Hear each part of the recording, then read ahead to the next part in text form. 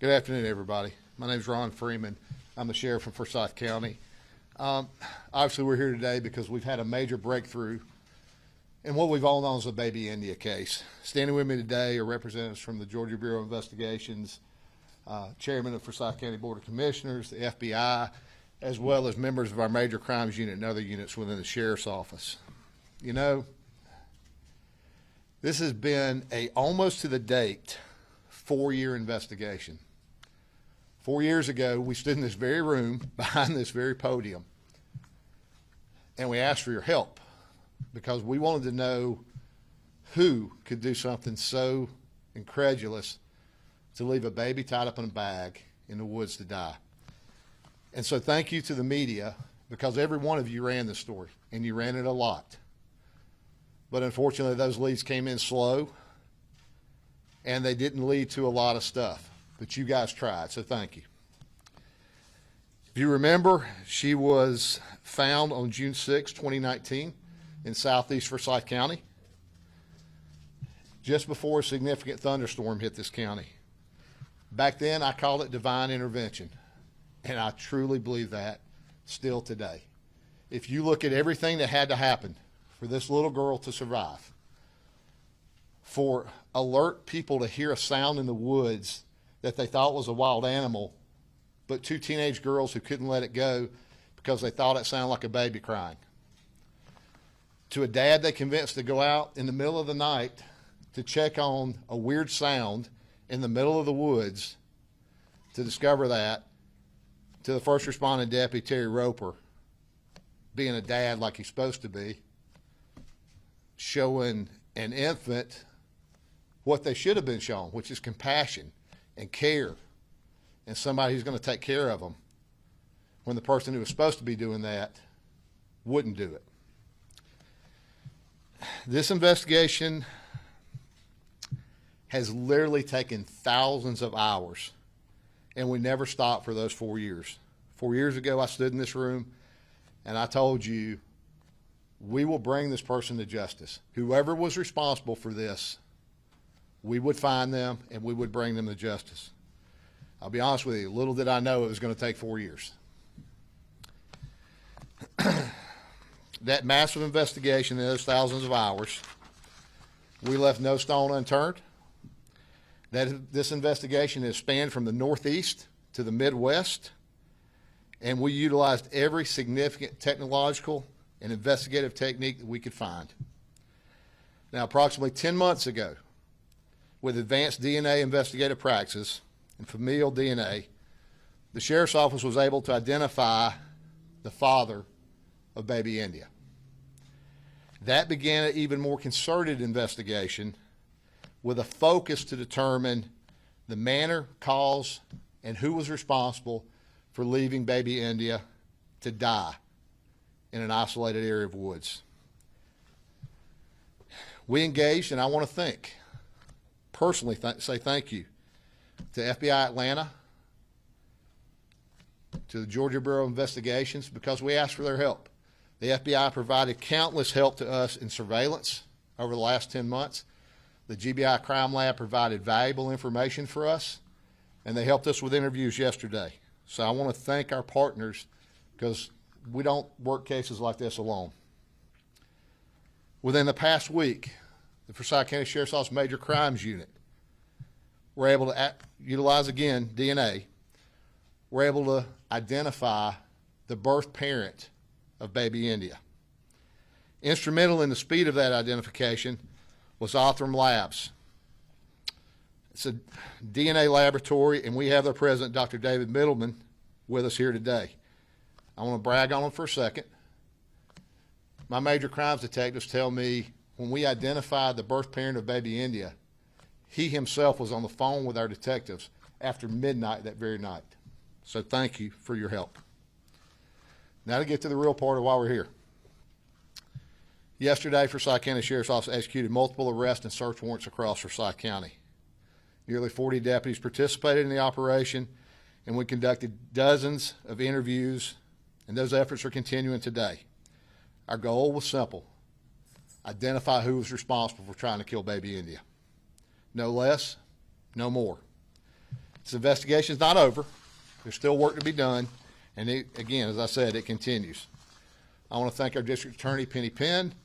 She and her office were lockstep with us and with us yesterday as we worked on this investigation, and it's now their job to take this forward to a grand jury. I didn't have to motivate our team to do this. You know, every detective assigned to this case primarily happened to be a parent themselves. You don't have to work really hard when somebody tries to hurt a baby. It's easy to be motivated. While it was certainly a team effort, I'm going to recognize 3 individuals. Detective Corporal Tim Connor, who's a case agent, Sergeant Tyler Sexton, and Detective Lieutenant Bill Franco. They ran one of the most complex and best investigations I've seen in my 3 decades in this work.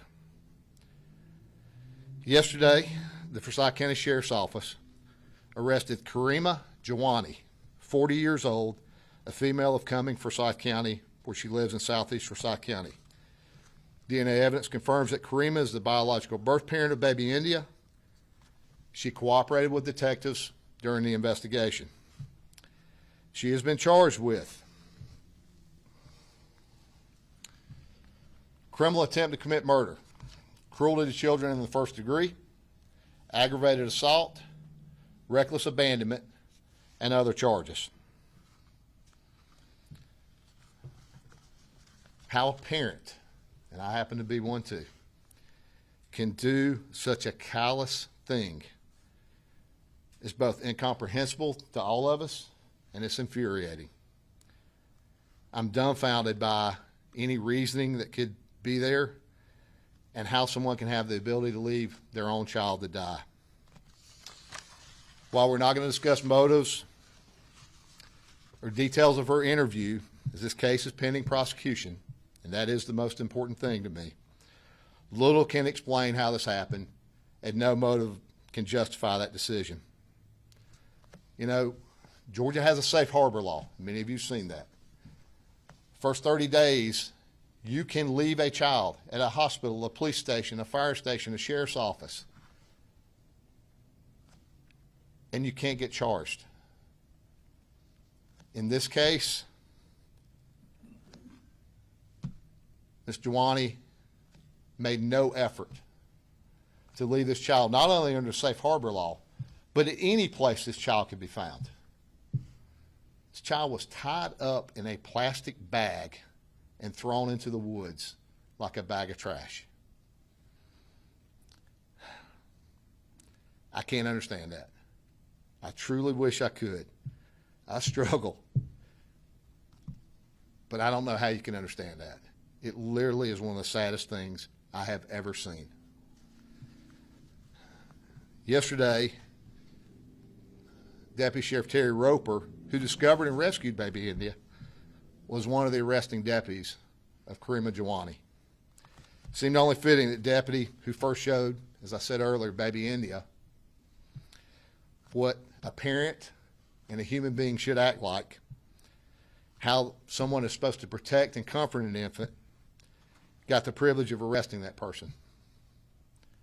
Now, I took a little executive privilege because the handcuffs she wore to jail were mine, and the case detective, Tim Connor, is the one that put them on her.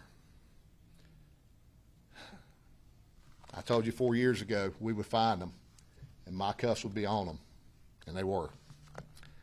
Evidence indicates that this birth likely took place inside of a motor vehicle. Detectives have developed information on this and are currently working on locating that vehicle and have leads on it. Additional evidence reveals that Karima Jawani drove alone for a significant period of time after the birth of baby India with the child in the car, and she made no effort to leave this child at any safe place where there was any remote possibility of her being located until she decided to tie the baby in a plastic bag and throw it into the woods to die. This is an incredible case with the strangest of circumstances from the beginning to the end.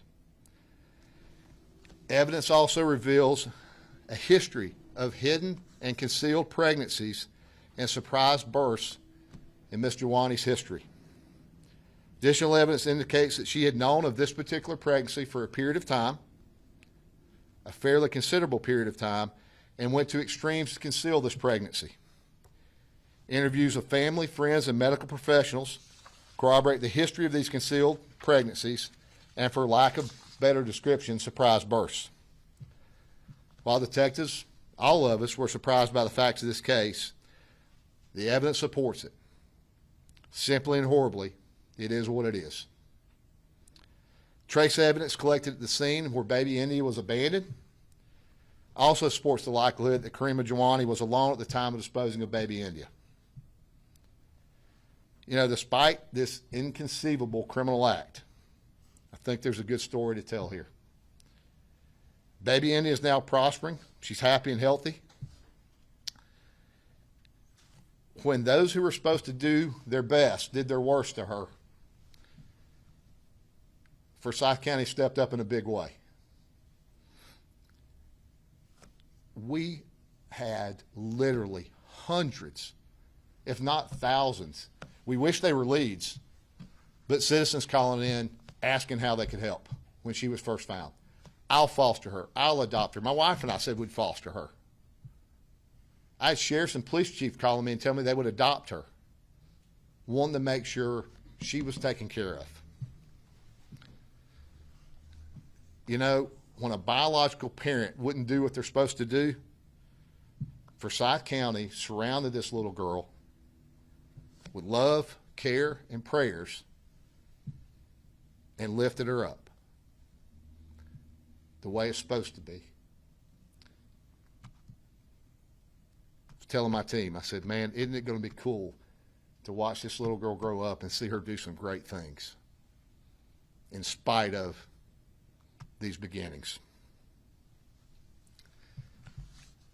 That's the gist, ladies and gentlemen. A biological parent, I have trouble with the word mother, who inexplicably, intentionally left her newborn infant to die. It's a case for prosecution. There's no justification. But I'm really, really proud of the work that these men and women in this room and behind me put in, because this case needed to be solved and this community needed to know what happened to baby India.